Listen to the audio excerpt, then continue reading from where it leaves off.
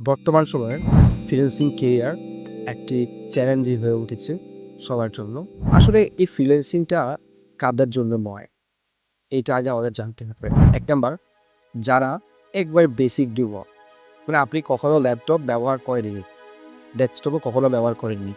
আজ ১ম আপনি ল্যাপটপ বা ডেস্কটপ নিলেন। আপনি পারবেন না আমি সেটা বলছি না।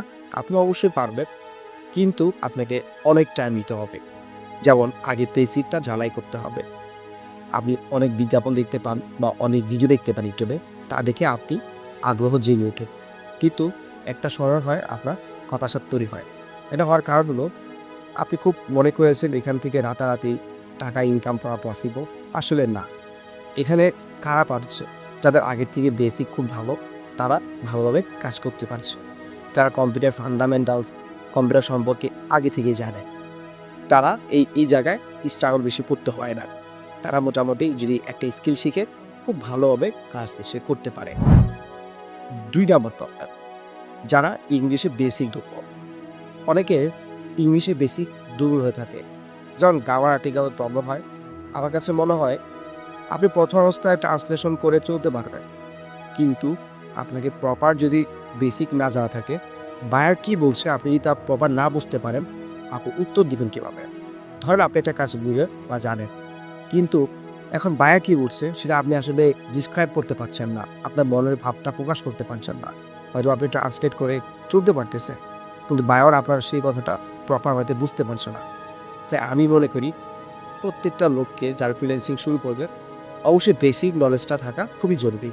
৩ নাম্বার, শখের বশে আমরা ফ্রিল্যান্সিংয়ে চলে আসা। ফ্রিল্যান্সিং করি শখের বশে।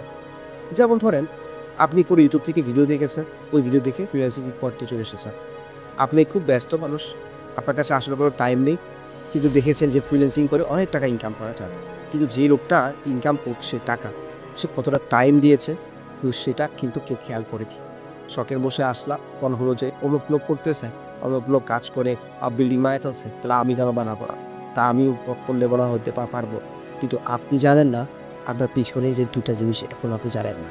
১ নাম্বার হয়তোবা আপনার কম্পিউটার বেসিক সমস্যা, ২ নাম্বার আপনার ইংলিশে দুর্বলতা আছে। ৪ নাম্বার ইনঅ্যাক্টিভ, যারা কাজ জানে কিন্তু ইনঅ্যাক্টিভ থাকে বিষয়টা। আমি কিন্তু বারবার একটা কথা বলে থাকি, মার্কেট প্লেসে সফলতা হতে হলে আপনাকে যে কাজটা করতে হবে অ্যাক্টিভ থাকতে হবে। মানে অধিকাংশ স্টুডেন্টদেরকে যে জিনিসটা দেখি, দোকান বন্ধ করে ওরা কাস্টমার খোঁজে। মানে আপনি মার্কেট প্লেসে অ্যাক্টিভ নেই। কিন্তু আপনি ভালো কাজ বুঝেন, আপনার ইংলিশে কোনো দুর্বল নেই।